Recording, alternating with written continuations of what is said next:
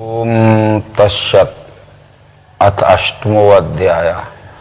अब श्रीमद् भगवद गीता के अक्षर ब्रह्म नामक 8वें अध्याय का प्रारंभ करते हैं। अभी तक हम सब ने ज्ञान विज्ञान योग नाम के 7वें अध्याय को समझा। 7वें अध्याय में ये विश्व ही विश्व रूप परमात्मा है, यह त्रिपुटी योग के सिद्धांत से अच्छी तरह से निरूपित किया गया। ये 5 तत्व 3 गुण 8 अंगों की अखंड एकात्मता का नाम अपरा सगुण क्षेत्र या क्षर है। उसमें व्यापा हुआ ओत प्रोत अस्थि भांति रूप से परा निर्गुण या अक्षर ब्रह्म है, निराकार है। और सगुण और निर्गुण इन दोनों भावों का लय जिसमें हो जाता है वो अधियज्ञ पुरुषोत्तम या परमात्मा है। ये अच्छी तरह से स्पष्टीकरण में समझाया था कृष्ण जी ने, परंतु ज्यादातर स्पष्टीकरण 7वें अध्याय में क्षर तक यानी 5 तत्व 3 गुण की अखंड एकात्मता अष्टधा प्रकृति या साकार तक का ही हो सका। इसलिए इस 8वें अध्याय में अक्षर ब्रह्म यानी परमात्मा के उस निराकार के स्वरूप में भी कुछ विशेष स्पष्टीकरण करने की जरूरत कृष्ण जी को महसूस हुई। तो जहां ये 8वां अध्याय शुरू होता है उसमें सबसे पहले जो कि कृष्ण जी ने ये कहा था कि अधिभूत अधिदैव और अधियज्ञ इस त्रिपुटी में मेरे विश्वरूप परमात्मा को जो मनुष्य जान लेते हैं वो संशय भ्रम से छूटकर परम स्थिति में पहुंच जाते हैं, यानी ब्रह्म भाव में स्थिर हो जाते हैं, जीव भाव से छूटकर। अर्जुन ने ये पहली बार संभवतः अधिभूत अधिदेव अधियज्ञ ये शब्द सुने होंगे, इसलिए जो समझ नहीं पाया अर्जुन, तो इसको समझने के लिए यहाँ से अर्जुन का प्रश्न शुरू होता है। अर्जुन पूछता है, अर्जुन बोला, वो ब्रह्म क्या क्या अध्यात्म कर्म क्या पुरुषोत्तम, अधिभूत कहा वो क्या अधिदैव किसे कहें, अधियज्ञ क्या है कैसे देह में मधुसूदन, प्रयाण काल में कैसे योगी आत्मजयी लखें। ये अधिभूत क्या है, अधिदैव क्या है, अधियज्ञ क्या है, इस तरह से वो ब्रह्म क्या है, अध्यात्म क्या है और कर्म क्या है, ये मेरी समझ में ठीक से नहीं आया है, इसको मुझे समझा दीजिए। भगवान श्री कृष्ण जी ने जो कुछ इसमें स्पष्टीकरण करके समझाया उन विचारों को हमें अच्छी तरह से समझ के अपने अंतःकरण में स्थिर रूप से मानना चाहिए। तो इस तरह से श्री कृष्ण कहते हैं, अक्षरम ब्रह्म परमं स्वभावो अध्यात्म मुच्यते भूत भावोद्भव करो विसर्गा कर्म संगीता, अधिभूतम क्षरो भावा पुरुषश्चादि दैवतम अधियज्ञो अहमेवात्र देहे देवृतांबर। इन 2 श्लोकों में श्री कृष्ण जी ने उस अधिभूत अधिदेव अधियज्ञ या ब्रह्म अध्यात्म या कर्म इस त्रिपुटी का स्पष्टीकरण कर दिया। तो अधिभूतम क्षरो भावा, जितना ये परिवर्तनशील आदि अंत मध्य है, 5 तत्व 3 गुण का सगुण स्वरूप दिखता है, इस सगुण को ही क्षर कहा है। क्योंकि 15वें अध्याय में कहा है क्षरा सर्वाणि भूतानि, तो अधिभूतम क्षरो भावा पुरुषश्चादि दैवतम, जिस अधिष्ठान पर ये संपूर्ण 5 तत्व 3 गुणों का परिवर्तन अखंड चलता रहता है वो अधिष्ठान इसका अस्थि भांति रूप से अधिदैव यानी अक्षर है। और ये अधिभूत अधिदैव ये क्षर अक्षर सगुण निर्गुण दोनों भावनात्मक कल्पनाएं जहां अखंड एक अस्तित्व में लय हो जाती हैं वो अधियज्ञ नाम परमात्मा है। और वो पिंड से लेकर ब्रह्मांड तक अधियज्ञम अहमे वात्र देहे देह वृतांबर, देह में पुरुष श्रेष्ठ में अधियज्ञ नाम से, चाहे इस पिंड देह में समझ लीजिए और चाहे इस विराट देह में समझ लीजिए।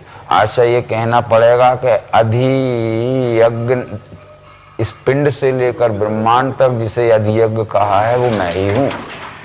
इस तरह ये त्रिपुटी में फिर स्पष्टीकरण समझा दिया। ये बातें बहुत से पुराणों में भी आई हैं, उपनिषदों में भी आई हैं, और आगे भगवान श्री कृष्ण जी शुरू करते हैं। इसी रीति ध्यान में ला के मुझको अंत काल में, जो देह त्याग के जावे उसे श्रेष्ठ गति मिले। अब यहाँ जो ध्यान का शब्द आया, कुछ लोग ध्यान योग करते हैं तो वो कहते हैं कि ये क्षर दिखने वाला संपूर्ण परिवर्तनशील साकार है, जो इंद्रिय मनस गोचर है। अक्षर इसमें व्यापा हुआ है, ओत प्रोत अस्थि भांति प्रिरूप निराकार है, जो सूक्ष्म बुद्धि से हमें लखने में आता है। और क्षर अक्षर दोनों का लय जिसमें होता है वह पिंड से लेकर संपूर्ण ब्रह्मांड तक अधियज्ञ है, विश्वरूप ही परमात्मा पुरुषोत्तम है।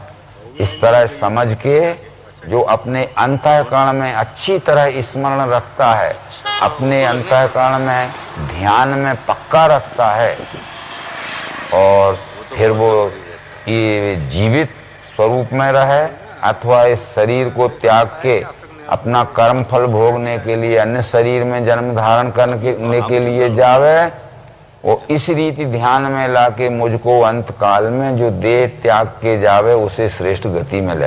अब प्रयाण का शब्द जो यहाँ था, प्रयाण कहते हैं गमन को। ये सब जगह एक ही अर्थ नहीं होता प्रयाण का। जैसे हम एक स्थान से दूसरे स्थान जाते हैं तो ये स्थान का प्रयाण है।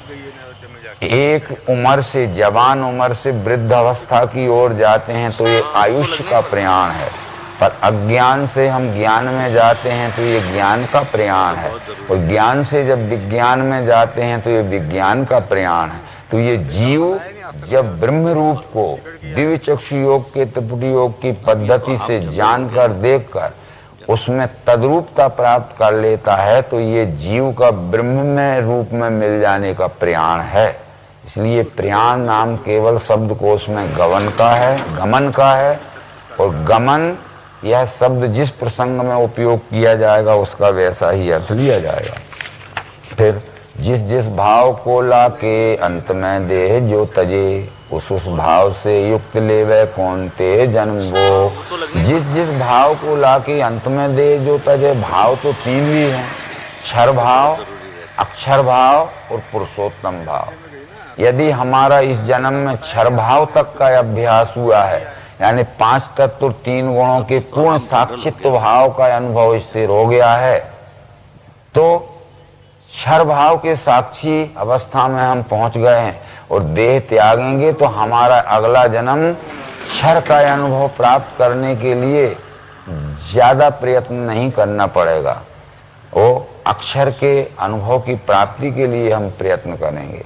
और इस वर्तमान जन्म में अगर हमें क्षर अक्षर का अनुभव हो गया है परंतु द्वैत निरसन नहीं हुआ है, और अगला जन्म हम लेंगे तो अक्षर से आगे जहाँ क्षर अक्षर का विलय है उस पुरुषोत्तम भाव की खोज के लिए हमारा अभ्यास चालू रहेगा। इससे कहने का आशा है कि जिस जिस भाव को लाके अंत में देह जो तजे, उस भाव से युक्त लेवे कौन ते जन्म वो। अगला जन्म उसका उसी भाव प्रधान होता है, फिर वो उससे आगे के भाव में पूर्णता की ओर बढ़ता है। इसलिए सर्वदा मेरे ध्यान से मन बुद्धि को मेरे में रख के जूझो मुझ में मिल जाएगा। इसलिए सर्वदा मेरे ध्यान से, न क्षर में न अक्षर में, न केवल सगुण में न निर्गुण में, यानी इस सगुण निर्गुण के द्वैतवाद में नहीं, जहाँ सगुण निर्गुण दोनों का लय हो गया है, उस मेरे में जिस जो ध्यान रख के देह त्यागता है, पुरुषोत्तम भाव में जिसका ध्यान स्थिर हो जाता है और देह त्यागता है, तो उसे श्रेष्ठ गति मिले। उस गतियां 3 प्रकार की यहाँ भी हैं, उत्तम, मध्यम और श्रेष्ठ। यानी उत्तम ये पुरुषोत्तम गति है, मध्यम ये अक्षर गति है, और कनिष्ठ ये क्षर गति है। तो यहाँ श्रेष्ठ गति मिले, इस तरह वो कहते हैं।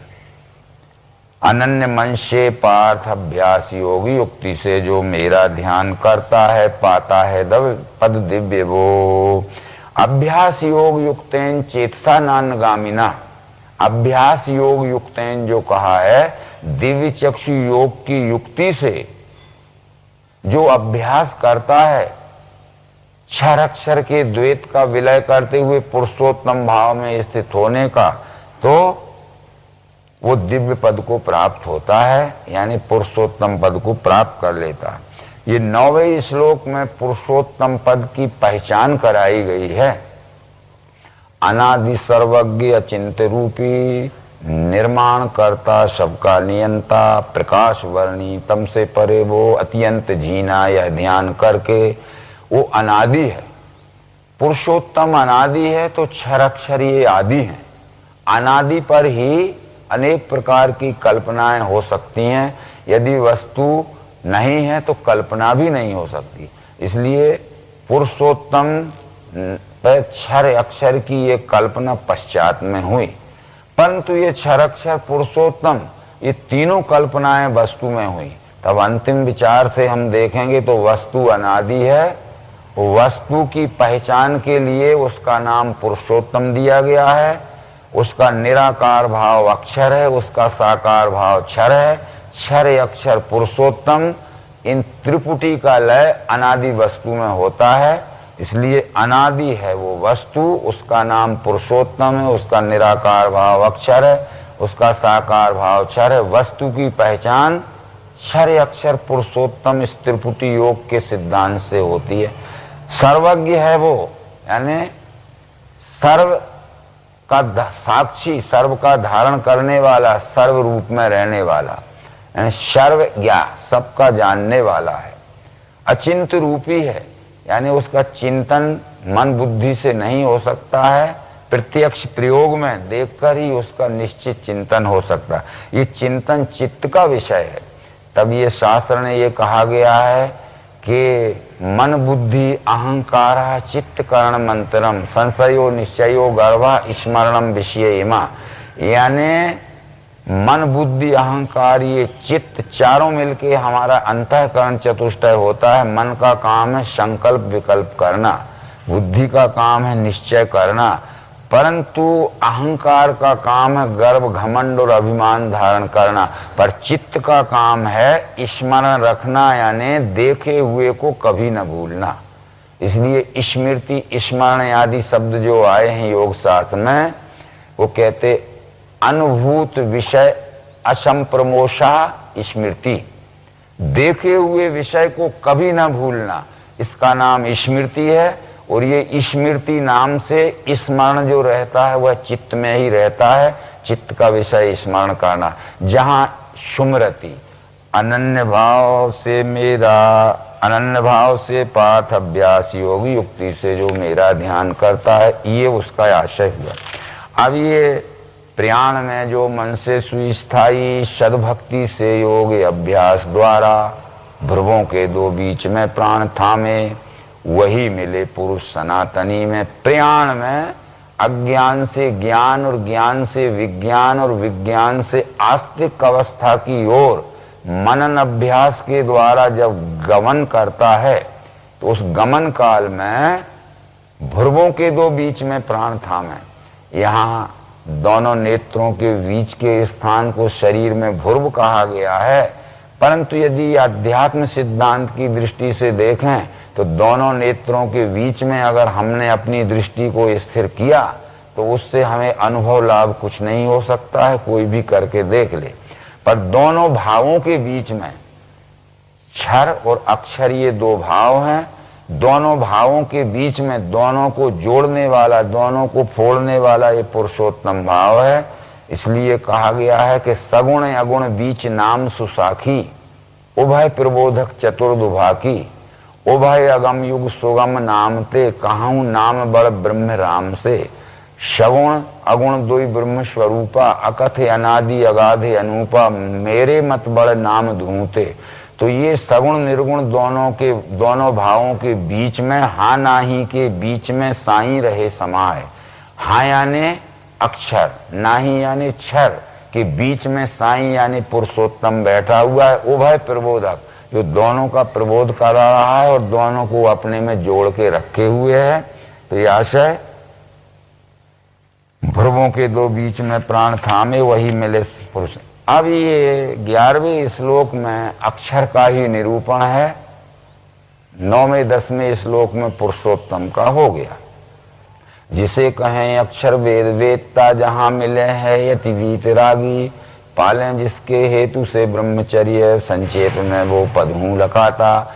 यानी जिसको वेद नामक श्रुति नामक पुस्तक पढ़ने वाले शब्द ज्ञान के आधार पर जिसको निर्गुण निराकार या अक्षर ब्रह्म कहते हैं, और ये शब्द ज्ञानी जिस निराकार निर्गुण अक्षर ब्रह्म में मिलना चाहते हैं, जिनके राग वेद बीत गए हैं, पालें जिसके हेतु से ब्रह्मचर्य, संक्षेप में वो पद हूं लखा था।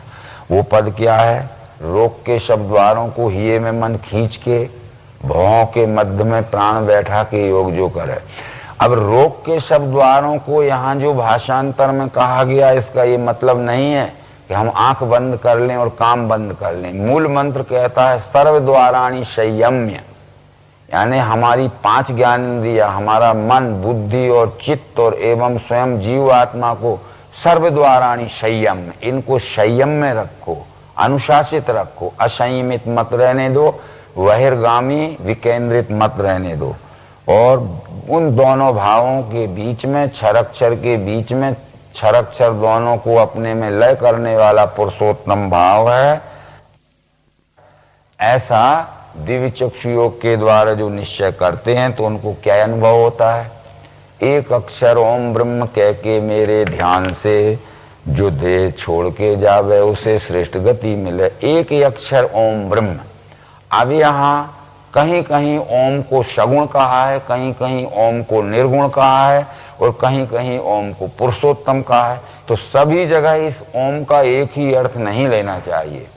यदि एक प्रसंग में कहीं क्षर कहा है, जैसे ओम तत्सत यह त्रिपुटी है, तो यहाँ ओम क्षर है, तत् अक्षर है, सत पुरुषोत्तम है।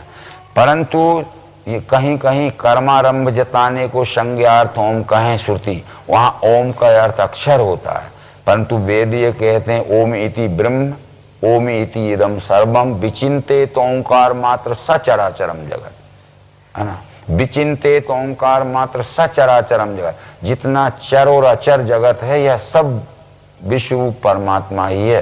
तो इसलिए यहाँ ओम नाम से उस पुरुषोत्तम का ध्यान करके कि ओम नाम इस विश्वरूप परमात्मा का है, क्योंकि पुराण में इस बात को कहा गया है कि ओम इत्येकाक्षरम ब्रह्म विश्वरूप विलक्षणम साकारम च निराकारम अद्वितीय परात्परम। ओम यह विश्वरूप का नाम है जो साकार निराकार को अपने में लय धारण करने वाला परात्पर है, यानी अपरा और परा से भी परे पुरुषोत्तम है। तो यहाँ पुरुषोत्तम ये अनन्य भाव से मेरा अखंड ध्यान जो करे उस नित्य युक्त योगी को पार्थ में स्वल्प हूँ सदा। इस तरह से अन्य भाव से नहीं, अन्य भाव क्षर भी नहीं अक्षर भी नहीं, क्षर अक्षर दोनों का लय जहां अनन्य यानी पुरुषोत्तम में हो गया है, उस पुरुषोत्तम का जो ध्यान करता है तो उसे श्रेष्ठ गति मिले। विश्व के सभी लोग चक्र में जन्म मृत्यु के मेरी प्राप्ति हुए पीछे कौनते जन्मता नहीं। ये जब तक इस तरह विश्वरूप परमात्मा को दिव्य चक्षु योग की पद्धति से, विज्ञान योग की पद्धति से, जैसा कि 7वें अध्याय में कह चुके कृष्ण जी, नहीं जानता है, तब तक उसका जन्म मृत्यु का चक्कर बंद नहीं होता है। क्योंकि वेद मंत्रों में ये कहा गया है तमेव विदित्वाति मृत्यु मेति नान्या पंथा विद्यते अयनाय। परमात्मा को जानकर ही यह परमात्मा का अंश जीव जन्म मृत्यु के से छुटकारा पा सकेगा, न अन्य पंथा विद्यते अयनाय। परमात्मा को जानने का कोई दूसरा रास्ता नहीं है, केवल दिव्य चक्षु योग से जाना जाता है। इस दिव्य चक्षु योग को ही अनन्य योग कहते हैं। और 1000 युग होते हैं ब्रह्मा के दिन एक में, वैसे ही रात है जाने जनैया दिन रात के। प्रातः समय में सारी सृष्टि अव्यक्त से बने, फिर यह रात्रि आते ही उसी अव्यक्त में मिले। वैसे ही भूत ये सारे बारंबार परवशी, दिन में पार्थ होते हैं रात्रि को लय में मिले। लय में सब भूतों के जिसका नाश है नहीं, वह अव्यक्त से न्यारा स्थायी सद्भाव और है। जिसे अक्षर अव्यक्त कहा है गति श्रेष्ठ, वो जो पाए पे नहीं लौटे, वो मेरा श्रेष्ठ धाम है। इन श्लोकों का सारांश यह है कि सहस्त्र युग पर्यंत महर्यद ब्रह्मणो विदु, यानी परमात्मा के साकार स्वरूप को, अष्टधा प्रकृति को महत ब्रह्म भी नाम दिया है। महत ब्रह्म का एक पूरा चक्कर जब घूमता है तो ये मानवीय यानी जीव आत्मा के हजारों जन्म चले जाते हैं, क्योंकि 14वें अध्याय में ये कहा गया है कि सर्व योनिषु कौन्ते मूर्तया संभवन्ति या तासाम ब्रह्म महदि योनिर अहम बीज प्रदापिता। 4 खानी 84 लाख योनियों में जो सृष्टि होती है वो परमात्मा ने महत ब्रह्म रूपी क्षर प्रकृति रूपी योनि में जो जीव आत्मा रूपी बीज डाला, इससे 4 खानी की सर्व योनिषी उत्पत्ति हुई है। तो सबसे पहले यह प्रकृति के गर्भ से जब यह जीव निकलता है तो ये उद्भिज खानी में आता है। अनंत जन्म उद्भिज में जाने से स्वेदज में, अंडज में और घूम के जारज और फिर जारज श्रेष्ठ मनुष्य योनि में आता है। तो इसको हजारों जन्म लग जाते हैं, पर जिस प्रकृति से ये निकला है गुण साम्या से, पूरा चक्कर मारने वासना तृप्ति होने पर गुण साम्या में विलीन होता है। तो हमारे 1000 जन्म चले जाते हैं, अनंत जन्म चले जाते हैं, वो प्रकृति का एक चक्र ही होता है। तो ब्रह्मा का यानी नारद के पिता व्यष्टि ब्रह्मा का नहीं, महत ब्रह्म क्षर प्रकृति का जब एक चक्कर पूरा घूमता है तो ये जीव के अनंत जन्म हो जाते हैं, और फिर यह रात्रि आते ही उसी अव्यक्त में मिले, फिर जहां का तहां फिर विलय हो जाता है, फिर उदय होता है, फिर विलय होता है। इसलिए प्रातः समय में सृष्टि बनती है और सायंकाल लय होती है, फिर प्रातः बनती। ये नित्य ही ये क्रम चल रहा है। पूरे विश्व को एक समय में विलय नहीं होगा और एक समय में ही रचना नहीं होगी। हमने ये मान लिया है कि एक दिन ऐसा आएगा कि संपूर्ण विश्व की चराचर सृष्टि पूर्ण रूप से विलय हो जाएगी, और फिर ऐसा समय आएगा कि विश्व की ये चराचर सृष्टि की रचना फिर नए सिरे से पूर्ण। रोज ही विलय हो रही है और रोज ही प्रभाव हो रही है, क्योंकि अहम सर्वस्व प्रभव मत्ता सर्वम प्रवर्ते। संत तुलसीदास ने इसका सरल स्पष्टीकरण रामायण में किया है। पल्लवत फूलत फलत नित संसार बिटप नमामहे। जो ब्रह्म अद्वैत अनुभव गम्य मन पर ध्यावहीं, जिसको ब्रह्म कहते हैं वो अद्वैत है, अजन्मा रूप है, वो अनुभव से जाना जाता है। वो नित्य ही पल्लवित पुष्पान्वित और फलित हो रहा है, नित्य ही पत्ते फल फूल निकल रहे हैं, नित्य ही जड़ रहे हैं, नित्य ही निकल रहे हैं, नित्य ही जड़ रहे हैं। एक ही समय न अस्त होगा, ना एक ही समय उसका प्रभाव होगा। ऐसे ही ये सब बात बतलाने के बाद ये क्षर अक्षर दोनों अव्यक्त हैं। यदि हम किसी से पूछें कि ये दिख रहा है ये क्या है, तो लोग कहेंगे ये क्षर है, तो भगवान श्री मायरन जी कहते हैं ये क्षर नहीं है, क्षर का कार्य है जो 4 खानी 84 लाख योनि में दिख रहा है। ये कार्य का विलय जहां होता है वो गुण साम्य रूप प्रकृति ही अष्टधा प्रकृति क्षर है, और फिर क्षर भी अव्यक्त है, क्षर का कार्य व्यक्त है, फिर क्षर से और अव्यक्त अक्षर है। तो इसलिए यहाँ ये बतलाया गया है कि लय में सब भूतों के जिसका नाश है नहीं, वह अव्यक्त से न्यारा, यानी ये महत ब्रह्म नामक अव्यक्त प्रकृति से न्यारा स्थायी सद्भाव और है, जिसे अक्षर अव्यक्त कहा है गति श्रेष्ठ वो। अब यहाँ गति श्रेष्ठ शब्द जो आया है तो ये क्षरीय कनिष्ठ गति है, तो अक्षरीय श्रेष्ठ गति है, तो पुरुषोत्तम ये परम श्रेष्ठ गति है। इस तरह मान के यहाँ चलना है। जिसने व्याप्त किया विश्व, भूतों का लय है जहाँ, अनन्य भक्ति से ही वो परम पुरुष है मिले। जिस परमात्मा ने स्त्रिपुटी योग यहाँ फिर आता है, जिसने व्याप्त किया विश्व, व्याप्त किया जिसने यानी परमात्मा ने, व्याप्त किया यानी अक्षर दृष्टि से, विश्व यानी क्षर दृश्य को, और संपूर्ण सृष्टि जहां से उद्भव होती है, जहां लय होती है, अनन्य भक्ति से ही वो परम पुरुष है मिले। यानी ये परम पुरुष नाम यहाँ उस पुरुषोत्तम या परमात्मा का ही सूचक है। प्रकृति, पुरुष और परम पुरुष, अनन्य भक्ति से ही वो परम, जिसमें मृत्यु आने से योगी का जन्म है नहीं, होता है जन्म वो काल, कहता हूं उसको सुनो। जिस प्रकार का अनुभव हो जाने पर, जिस परमात्मा विश्व रूप का अनुभव हो जाने पर ये जीव आत्मा जन्म मृत्यु के चक्र से छूटता है, और जिस समय मृत्यु आने पर जन्म मृत्यु का फेरा बना रहता है, वो दोनों ही समय की पहचान मैं तुम्हें अर्जुन कराता हूं। तो जिसका ज्ञान होने से जन्म मृत्यु के चक्कर से छूटता है वो है ज्ञान ज्योति दिन शुक्ल उत्तरायण मास 6। इसमें इस काल में देह छोड़े जो ज्ञानी ब्रह्म में मिले। थोड़ा सा मूल श्लोक यहां देखना पड़ेगा।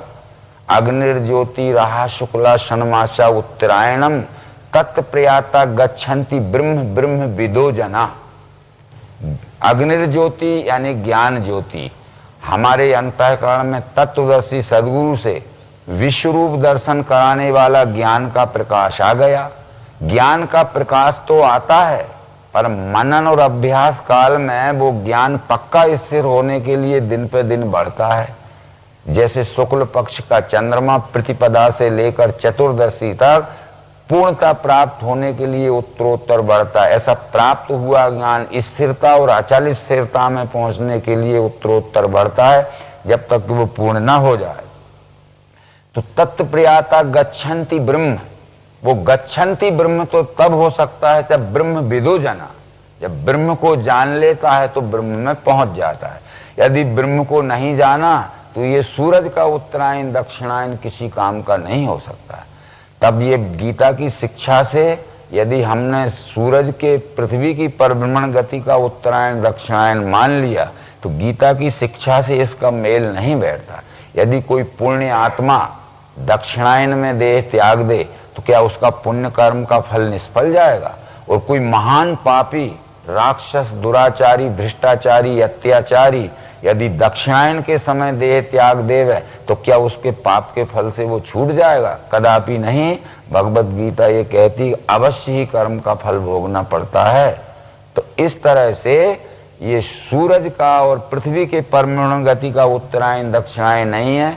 उत्तरायण शब्द जो बना है उत्तर अयन, उत कहते हैं ज्ञान का हमारे अंतःकरण में प्रकाशित होना, और तर शब्द लगा हुआ है प्रकाशित हुए ज्ञान को और ऊपर की ओर यानी पूर्णता की ओर बढ़ना और अंतिम में पूर्णता में पहुंच जाना, ये उत्तरायण है, उत्तर अयन।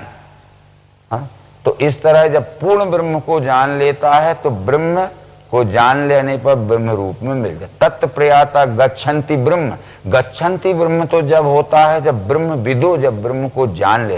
यदि ब्रह्म को नहीं जाना है तो ब्रह्म में पहुंच ही नहीं सकता है।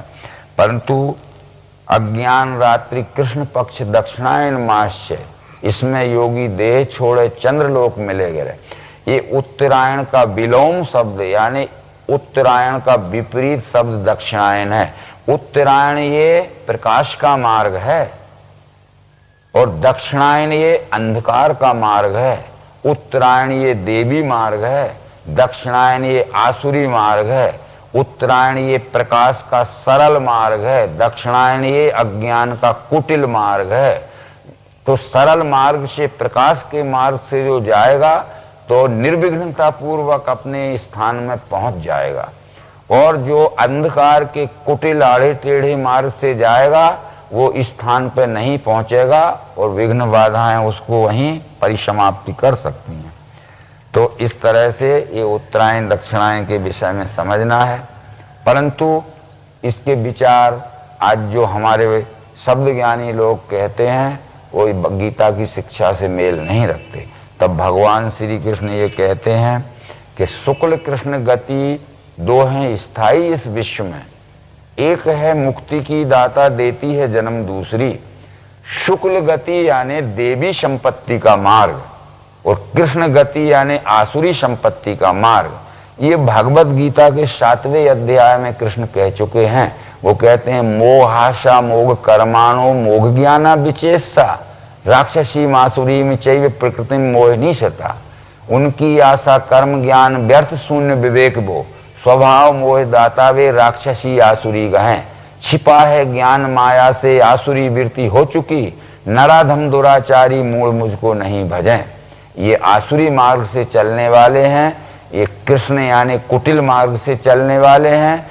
परंतु देवी स्वभाव वाले जो महात्मा पार्थ, वे मुझे अनन्य भाव से सेवें आदि अव्यय जान के, यानी महात्मानस्तु माम पार्थ देवीं प्रतिमाश्रिता भजन्ति नन्य मंशो ज्ञात्वा, यानी मुझ परमात्मा को ज्ञात्वा यानी जानकर, भजन्ति नन्य मंशो अनन्य मन से सेवा में लग जाते हैं। ये 7वें अध्याय में कह चुका था।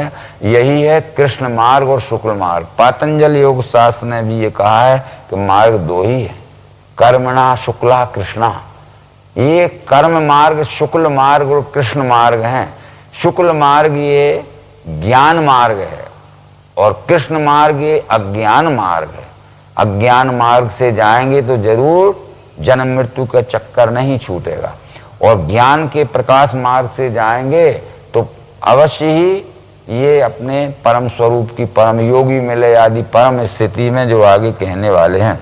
एक है मुक्ति की दाता देती है जन्म, दूसरी ये मुक्ति की देने वाली ये देवी संपत्ति यानी दिव्य चक्षु के द्वारा विश्व ही परमात्मा है। इस मार्ग से परमात्मा स्वरूप में मिल जाना। तब वेदों ने इस बात को कहा था कि यदि हमें अचल स्थिति प्राप्त करना है अपने मूल स्वरूप में तो तत्पश्यति, पहले उसको देखो, तत्याशीत, फिर उसमें स्थिर हो जाओ, तद्भवति, वही हो जाओगे।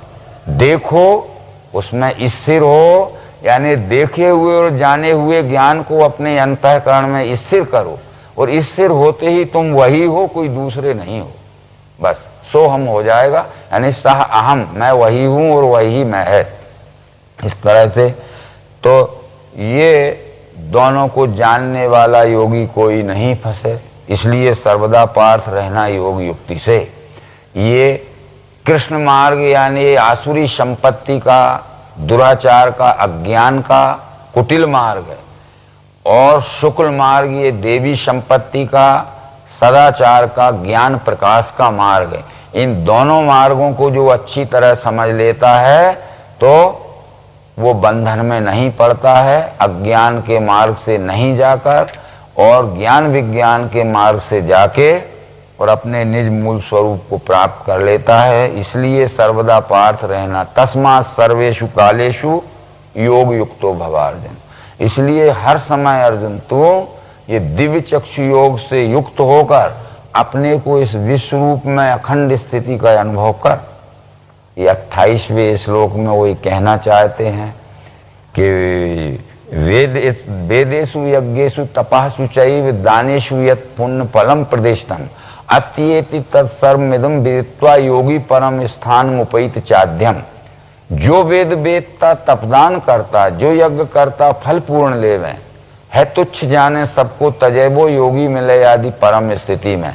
वेद पढ़ने से, यज्ञ करने से, दान करने से जो कुछ भी फल बतलाया गया है वो फल तुच्छ है, अल्प है, स्थायी नहीं है। परंतु इनके परे ये दिव्य चक्षु योग से ये विश्व ही परमात्मा है, या प्रत्यक्षीकरण की युक्ति में मिलान करके देखने पे जो अखंड एकत्व का अनुभव है वह परम स्थिति का मार्ग है। परम स्थिति में पहुंच जाना है। इसलिए ये वेद दान यज्ञ तप के झगड़े में योगी नहीं पड़ते हैं, और दिव्य चक्षु योग के द्वारा विश्व ही अपना स्वरूप या जानकर अपने ही सुख शांति के लिए अपन ही अपने स्वकर्म द्वारा सेवा करते हैं। इसलिए भोक्ता भोग्यम प्रेरितारम च मत्वा सर्वम प्रोक्तम त्रिविधम ब्रह्मते मेतर। जो भोगता है, जो भोग्य है और जो भोक्ता का प्रेरक है, ये तीनों भाव से वह एक ही ब्रह्म है। इस तरह से जैसे कि भगवद गीता के 4थे अध्याय में कहा था, कर्ता ब्रह्म, क्रिया ब्रह्म, ब्रह्माग्नि हवि ब्रह्म, ब्रह्मी कर्म है जिसका उसका फल ब्रह्म है। तब भोक्ता भोग्यम प्रेरितारम च मत्या सर्वम प्रोक्तम त्रिविधम ब्रह्म मेतर। ये त्रिपुटी में सब विश्व रूप परमात्मा ही है, परंतु इस त्रिपुटी के स्थान भेद से और प्रसंग भेद से अनेक अर्थ हो जाते हैं। स्थान भेद से लख परें यह त्रिभाव अनेक, परंतु श्रुति इन सबन में लक्ष्य करावे एक। क्षेत्र ज्ञान यरुगेत्रिय ध्याता ध्यान सुधे, क्षर अक्षर परमात्मा ज्ञाता ज्ञान सुज्ञे, कल्पित मिथ्या होते ही अक्षर रूप समाय, रह एक रस ज्ञान यह विश्व रूप बन जाए। जब ध्यान का विषय आएगा तो वह त्रिपुटी ध्याता ध्यान ध्येय हो जाएगी। जब ज्ञान का विषय आ जाएगा तो वह त्रिपुटी ज्ञाता ज्ञान ज्ञेय हो जाएगी। जब दर्शन का विषय आएगा तो वह त्रिपुटी दृष्टा दर्शन दृश्य बन जाएगी। जब कर्म का विषय आएगा तो वह त्रिपुटी कर्ता कर्म क्रिया बन जाएगी। जब भोग का विषय आएगा तो भोक्ता भोग और भोग्य वस्तु यह त्रिपुटी बन जाएगी। भोक्ता भी वही है, भोग भी वही है और क्रिया भी वही है। इसलिए ये सब वह त्रिपुटी में एक अखंड अस्तित्व है। ये समझने के पश्चात फिर कोई भिन्नता का भेद या द्वैत फिर में इस जीव को नहीं मिल रहता है। योगी मिले आदि परम स्थिति में वो परम स्थिति यानी अपने मूल स्वरूप परमात्मा भाव में अचल स्थिति प्राप्त कर लेता है। तो इस तरह से ये 8वें अध्याय को समझाने का यही मतलब था कि जो 7वें अध्याय में पूर्ण क्षर पुरुषोत्तम के स्वरूप को समझाया था, परंतु अधिकतर स्पष्टीकरण 7वें अध्याय में क्षर का ही हो सका था। इसमें पुरुषोत्तम को लेकर 9-10 श्लोक में, 11-12 श्लोक में अक्षर को लेकर और अंत में फिर उसी पुरुषोत्तम की सिद्धि इस 8वें अध्याय में की। भगवद गीता के प्रत्येक अध्याय में यद्यपि यह भगवद गीता युद्ध के प्रसंग के समय समझाया गया था, तो युद्ध की बातें ज्यादा करना थी श्री कृष्ण को कि सतर्क रहना, सावधान रहना, हथियार रखना, तैयार रहना। ये तो न कहते हुए एकदम विश्वरूप परमात्मा, एकदम विश्वरूप परमात्मा हर अध्याय में 3-3, 4-4 बार। मतलब है जब तक विश्वरूप परमात्मा के उत्पत्ति स्थिति लय की इस परिवर्तन लीला का साक्षी ना होगा जीव, तब तक स्वकर्म करने में सफल नहीं हो सकता। इसलिए यदि हम अपने स्वकर्म को कुशलता पूर्वक करना चाहते हैं तो जिसके साथ में हम अपने स्वकर्म का व्यवहार करते हैं वह हमारा ही स्वरूप यानी मूलभूत स्वरूप परमात्मा है। यह निश्चय कर लेने के बाद सब प्रकार के कर्म करते हुए भी कर्म का दुखमय फल नहीं भोगना पड़ेगा, क्योंकि उपनिषद मंत्र में इस बात को कह दिया है कि कुर्वन्ये वे कर्माणि जीविषेच्छतोम समा एवं त्वयि नान्यथे तोस्ति न कर्म लिप्यते नरे। हे मनुष्य, तू जन सेवा के कर्म करते हुए 100 वर्ष तक सुखमय जीवित रह।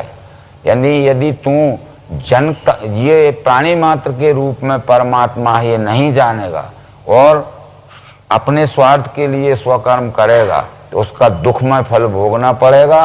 और यदि विश्वरूप परमात्मा को देखकर जानकर इस चराचर सृष्टि के रूप में दिखने वाले अपने सहित अपने ही सुख शांति के लिए अपने ही कर्म के द्वारा सेवामय कर्म करेगा तो न कर्म लिप्यते नरे, कर्म का दुखमय फल नहीं भोगना पड़ेगा। इसलिए कर्मणा बद्धते जंतुर ज्ञानात तु विमुच्यते। कर्म करने से जीव बंधता है, पर विज्ञान योग का बोध होने से कर्म बंधन से जीव छूटता है। और विज्ञान योग का बोध ये अपने सहित सब चराचर सृष्टि में रूप दिखने वाला विश्वरूप परमात्मा ही है, इसके लिए है। तब मनुष्य फिर स्वकर्मनिष्ठ परोपकारी जनसेवी और प्रतिष्ठित नागरिक बन सकता है।